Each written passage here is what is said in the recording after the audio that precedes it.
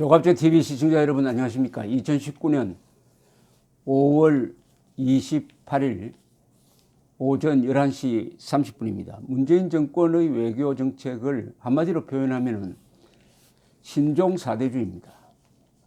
핵무장한 북한에 굴종하고 중국에 굴종하고 미국 트럼프 대통령에게 굴종하고 다만 일본에만은 사납고 그리고 국내적으로는 한국의 주류 세력을 적폐로 모는 점에서는 매우 기고만장한 그러나 힘센 사람, 적 앞에서는 작아지고 국민 앞에서는 군림하는 그리고 우방국인 일본에 대해서는 무조건적 반일로 나아가는 총체적으로는 사대주의입니다. 사대주의. 이 사대주의는 그 뜻이 큰 사람을 섬긴다, 큰 나라를 섬긴다는 뜻입니다. 그것이 결코 욕이 아닙니다. 작은 나라는 큰 나라와 친하게 지내야 돼요. 그러나 그러면서도 자기 것을 잃으면 안 됩니다. 주체적 사대주의라는 게 있을 수가 있습니다. 신라가 삼국통일하는 과정에서 큰 나라인 당나라와 손을 잡고 통일한 다음에 그 큰 나라가 신라까지 먹으려고 하니까 대당결전 7년을 통해서 당나라를 한반도에서 쫓아내었다. 이게 바로 아주 사대주의이기도 하고 자주 정신이기도 하고 그렇습니다. 자주적 사대주의라고 해도 되겠습니다. 필요할 때는 큰 나라를 섬기고 이용하고 그러나 자아를 상실하지는 않는다. 자존심은 절대 잃지 않는다. 이게 신라가 삼국통일하는 과정에서 보여준 한국식 사대주의입니다. 한국식 사대주의. 자존심을 지키는 한국식 사대주의. 그러나 그 뒤에 조선조가 들어와서는 완전히 정신마저 중국에 갖다 바치는 바람에 이것은 사대주의가 뼈와 피 속에 하나의 DNA로서 남게 되었습니다. 문재인 정권의 사대주의는 이념적 사대주의죠. 계급 투쟁론을 공유하고 있는 북한 노동당 정권과 시진핑 정권에 대해서는 친밀감을 느끼고 그러지 않은 세력에 대해서는 적대감을 갖는 그것이 사대주의로 표현되는데 특히 유별나게 중국과 김정은에 대해서 굴종적입니다. 김정은 앞에서 대한민국 대통령이 나는 남쪽 대통령이라고 하고 김정은을 국무위원장이라고 축해줌으로써 스스로 김정은의 밑으로 내려앉는 이게 바로 굴욕적 사대주의, 자아가 상실된 사대주의죠. 그리고 중국에 가서 수도권에 사드 배치하지 않겠다고 함으로써 수도권 2,500만 명의 생명과 재산과 자유를 김정은의 핵무기 앞에 그냥 무장해제로 갖다 바치는 식의 이런 사대주의. 이것은 뼛속 깊이 사무친 이념적 DNA가 스며 있는 가장 나쁜 사대주의입니다. 그런데 이게 또 명칭 문제로 나옵니다. 명칭 문제. 중국이 파로라는 이름을 바꿔달라고 한국 측에 요구를 했고 이것을 지금 강원도에서 논란거리로 만들고 있습니다. 파로는 호수인데 1944년에 화천댐이 건설되면서 생긴 인공호수입니다. 그런데 왜 파로라고 했느냐? 1951년 봄에 중공군의 대공세를 유엔군과 국군이 막아내면서 중공군을 많이 섬멸했어요. 이 파로 근방에서. 그래서 이승만 대통령이 오랑캐를 무찌른다. 로는 오랑캐란 뜻입니다. 오랑캐를 무찌른 호수다 해가지고 파로호라고 이름을 지었습니다. 역사성이 있습니다. 이게 역사성. 그런데 이게 어떤 경위를 통해서 한국에 이 이름을 바꿔달라고 했는지 조선일보 보도를 따르면은 노영민 현재 청와대 비서실장이 중국 대사를 할 때 그런 주문을 받았다는 겁니다. 그것이 이렇게 저렇게 전해져 가지고 지금 화천군에서는 이걸 가지고 명칭을 바꾸자 말자는 걸로 논란을 펼치고 있는데, 다행히 최문순 화천군수는 지난 67년 동안 사용한 역사성과 성전의 기록을 대신해 일제 강점기 때 이름으로 돌아갈 수 없다, 대붕호로 돌아갈 수 없다라고 버티고 있다고 합니다. 이 노영민이란 이 사람은 이 좀 자존심에 문제가 있는 것 같아요. 부임 초기 북경에 가서 인사를 다리면서 만절필동이라고 한자로 썼어요. 만절필동이란 말을 썼는데, 이것은 중국에서 물론 나온 말인데 뜻은 황하가 만 번 구부러져도 동쪽으로 흐른다.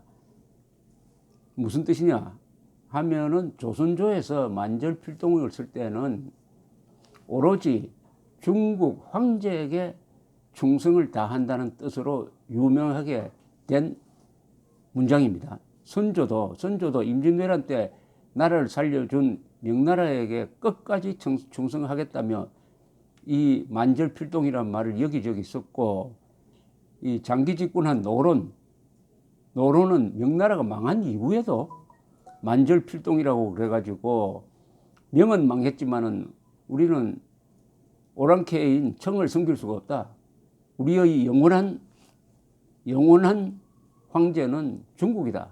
중국의 명나라 황제다 해서 만절필동, 그걸 줄여가지고 만동묘라고 사당을 지어가지고 명나라 황제를 섬기려고 사당을 지어가지고 만동묘라고 하는 등 만절필동은 그런 역사성을 보면은 이건 중국에 대한 충성을 맹세하는 겁니다. 주중 대사가 이런 짓을 하고 돌아다녔습니다. 그러니까 또 이 만절필동을 문희상 국회의장이 써가지고 미국에 가서 펠로시 하원 의장에게 선물을 했습니다. 펠로시 하원 의장이 측근에 이게 무슨 뜻이냐고 물었으면은, 측근이 한자를 잘 아는 측근이 있다면은 이것은 중국에 대한 충성맹세입니다 라고 했다면, 펠로시는 문희상 의장을 어떻게 보겠습니까? 나를 조롱하러 일부러 왔는지 참 무식하다, 또는 미국과 중국이 잘 지내도록 어줍잖게 참견한다, 이렇게 생각하지 않았겠습니까? 이게 다 무식이 외교에 들어가면은 이런 해프닝을 벌리는데, 이 이름 문제는 중요한 겁니다. 왜냐하면은 이름은 정체성입니다. 정체성. 그래서 우리가 가장 심한 욕은 이름을 바꿀 놈이다, 이런 이야기 하잖아요. 이름을 바꾼다, 족보를 바꾼다, 자아를 상실한다. 가장 경멸하는 사람을 우리가 이름 바꾸는 사람이라고 그럽니다. 족보 바꾸는 사람이라고 그래요. 성 바꾸는 사람이라고 그래요. 아니, 대한민국이 중국이 바로 이름 바꿔달라고 그걸 받아들여서 논란을 삼고 있다는 이 자체가 문재인 정권의 뼈에 사무친 사대주의의 한 발현이라고 보여집니다. 그 전후 과정을 살펴보면은, 더구나 아까 말씀드렸던 대로 이 사대주의는 노예 근성 플러스 이념적 성격이 들어가 있어가지고 이게 아주 악성입니다. 악성입니다. 사대주의 플러스 계급투쟁론이 같이 결합된 거죠. 그러니까 부끄러움을 모릅니다. 수도권에 사드 배치 안 하겠다고 우리나라 대통령이 중국에 약속했다면 우리 온 국민들이 들고 일어나야 합니다. 그런데 왜 들고 일어나지 않습니까? 만약 일본에 그런 약속을 했다면 가만히 있지 않았겠죠. 그게 바로 우리 민족성의 일부로 남아있는 중국에 대한 무조건적 사대주의가, 중국이 한국에 대해서 행패 부리는 것은 그냥 참고 일본이 그것보다 훨씬 더 작은 자극을 주어도 발칵하는 것과 관계가 있는 것입니다. 이 정의감이라는 것은 균형이 있어야 돼요. 센스 오브 밸런스, 밸런스 감각이 있어야 됩니다. 그게 정의인 것입니다. 정의. 자, 그런데 한국 역사에서 이 호칭 문제로 전쟁이 일어난 게 바로 병자호란입니다. 그때 후금은 청으로 바꾸고 왕을 황제로 칭하기 시작했습니다. 그래서 인조 조정에 앞으로 우리를 황제로 불러라고 그랬어요. 그런데 인조 조정은 못 부르겠다. 그렇게 못 부르겠다. 황제는 한 사람밖에 없다. 명나라 한 사람. 이렇게 버티는 바람에 청나라가 쳐들어와서 병자호란이라는 치욕을 안겨주었던 것입니다. 최근에 또 호칭이 논란이 있죠. 우리 언론에서는 일본 천황을 일왕이라고 부릅니다. 80년대부터. 그러나 우리 정부는 일본 천황을 천황이라고 불러요. 두 가지가 쓰입니다. 정부의 호칭과 언론의 호칭이 다릅니다. 과연 세계가 다 일본 천황을 엠퍼러라고 하지 킹이라고 하지 않아요. 그런데 우리가 일본 천황을 왕이라고 부르면은 세계가 다 우리를 따라와 가지고 일본 천황을 왕이라고 킹이라고 부릅니까? 트럼프가 그러면 킹이라고 했습니까? 엠퍼러라고 했습니까? 이런 호칭 가지고 쓸데없는 논란을 불러일으키는 그 속에서 아주 한국 역사에서 우뚝 선 사람이 있습니다. 바로 신문왕입니다. 신문왕은 삼국통일을 왕제를 지은 문무왕의 아들이죠. 문무왕의 아들이고 이분이 서기 681년에 즉위를 해가지고 신라의 기틀을 만든 사람입니다. 신라가 그 뒤에 200년 이상 존속할 수 있는, 번영할 수 있는 제도적 개혁을 하고 왕권을 강화한 사람입니다. 그래서 우리 역사에서 보면 고대 국가의 최전성기를 신문왕으로 꼽습니다.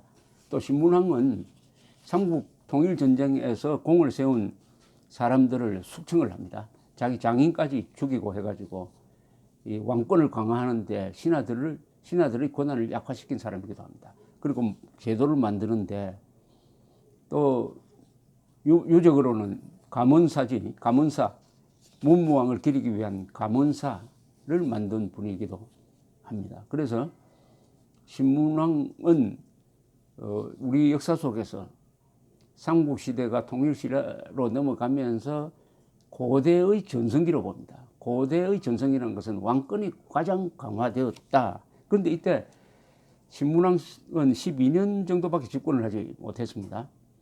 그러나 당나라와의 관계는 좋지 않았습니다. 당은 신라를 도와서 백제고을을 멸망시킨 다음에 한반도까지 식민지로 만들려고 했지만은 신라가 저항을 해가지고 대당 결전 실련을 통해서 당나라를 쫓아내었기 때문에 아주 배신감도 느끼고 당혹감도 느꼈겠죠. 그러나 신라는 아주 현명한 외교를 했습니다. 당나라를 쫓아낸 다음에 당나라에 도전하지 않았습니다. 고구려와 그 점에서 차이가 있습니다. 우리 분수에 맞는 한반도만 우리의 활동 공간으로, 생존 공간으로 지켜내겠다. 그 이상의 도전은 안 하겠다. 이렇게 된 거죠. 그래서 당나라도 결국은 신라를 인정하지 않을 수 없게 되는데 신문왕 때는 아주 서먹서먹했습니다. 사신들이 별로 오고 가지 않고 대신 신문왕 때는 일본과의 관계가 좋았습니다. 우리나라 역사상 일본과의 관계가 가장 좋았던 시절이 문무왕과 신문왕 때입니다. 신문왕 때. 아주 현명한 외교를 한 거죠. 신문왕은 당나라와 지금 대치하고 있는데 등 뒤에 있는 일본하고 친하지 않으면은 협공을 당할 수가 있다 해가지고 실리적인 외교를 선택을 했고, 일본 또한 당과 신라가 힘을 합쳐가지고 일본으로 쳐들어오면 큰일 난다 해가지고 신라와 한때 원수 지간이었던 신라와 서로 교류를 하면서 신라의 선진된 문물을 일본이 받아들여가지고 일본이 고대 국가를 발전시키는데 서먹습니다. 이럴 때 신문왕 12년 마지막입니다. 신문왕 12년 중국의 당이죠. 당나라의 중종이 사신을 보냅니다. 중종, 당태종 이렇게 되죠. 당태종, 고종, 중종이죠. 당태종, 고종, 중종. 실권자는 이때 척천무의였습니다. 당고종의 황비였던 사신을 보냅니다. 이렇게 이야기합니다. 태종무열왕이라는 묘호에 시비를 겁니다. 김춘추가 태종무열왕이죠. 이분이 태종무열왕이고 그 아들 김범민은 문무왕입니다. 그러니까 문무왕 시절에 태종무열왕이라고 했어요. 아버지가 돌아가시니까 지금 태종무열왕은 그 경주에 가보면은 서학고분군 맨 앞에 태종무열왕이 있고 그 옆에 거북이가 있습니다. 태종무열왕 비죠. 왕릉비죠. 왕릉비. 이 동양에서 가장 잘생긴 거북이라고 합니다. 목을 앞으로 쫙 뻗어가지고 그때 발전하던 신라의 기상을 보여주고 있습니다. 아주 용처럼 생긴 거북이 있습니다. 그 태종무열왕이라고 붙인 데 대해서 시비를 겁니다. 이렇게 이야기합니다. 삼국사기에 이렇게 적혀 있어요. 우리 태종 문황제, 이것은 당태종이라는 뜻입니다. 우리 태종 문황제의 신공 성덕은 천고에 뛰어났소. 그러므로 돌아가시던 날에 묘호를 태종이라 하였던 것이요. 그대 나라 선왕 김춘추가 태종 황제와 시호를 같이 한 것은 매우 참을된 것이니 모름지기 속히 고치시오. 이렇게 이야기합니다. 왜 태종이라고 썼냐는 것. 당태종이 있는데 왜 신라가 태종이란 말을 왜 썼느냐. 고쳐달라고 합니다. 거의 명령조로 이야기해요. 그러나 신문왕은 회의를 한 다음에 점잖게 거절합니다. 점잖게. 선왕 김춘추의 시호가 우연히 성조는 당초종입니다. 성조 묘호를 범하여 고치라는 칙명이 계시니 신이 감히 어찌 따르지 않겠습니까? 이렇게 한 다음에 그러나 선왕 춘추는 잠옷 현덕이 있었고 하물며 생전에 양신 김유신을 얻어서 정사를 다스려 참안을 통일하였으니 그 공업이 많지 않다 할 수 없으므로 임종하던 날에 일국의 신민이 슬픔을 누르지 못하여 추존한 호의기에 바꿀 수 없습니다. 라고 딱 이렇게 거절해버립니다. 거절해버립니다. 이런 신라의 자주정신. 신문왕이 문재인 대통령에게 이렇게 말하지 않을까요? 아니 무엇이 두려우냐. 우리 삼국 중에서 가장 약한 신라가 당의 압박을 이겨내고 당과 전쟁까지 하고 그리고 태종이란 이름을 바꿔달라고 했을 때 일소에 붙였다. 그런데 당신들은 뭐가 겁나가지고 당신 역사에서 가장 자랑스러운 중공군을 격파한 것을 기념한 8호를 왜 바꾸려고 하느냐. 왜 바꾸려고 하느냐. 이렇게 아마 노려보면서 어떻게 하는지 감시하고 있을지 모릅니다. 한국의 자주정신의 화신은 김유신입니다. 김유신이 한 유명한 이야기가 있습니다. 당이 신라까지 먹으려고 할 때 태종무열왕이 주관한 의전회의에서 이렇게 이야기합니다. 개는 주인을 두려워하지만 주인이 개의 다리를 밟으면 물어야 합니다. 여기서 개는 신라고 주인은 당입니다. 당이 신라를 도와서 백제 고구려를 멸망시켜 준 것은 감사하지만은 신라까지 먹으려고 할 때는 가만히 있으면 안 된다. 개가 주인을 물을 때가 있다. 왜냐? 다리를 밟으니까. 인정을 안 해주니까. 소정방이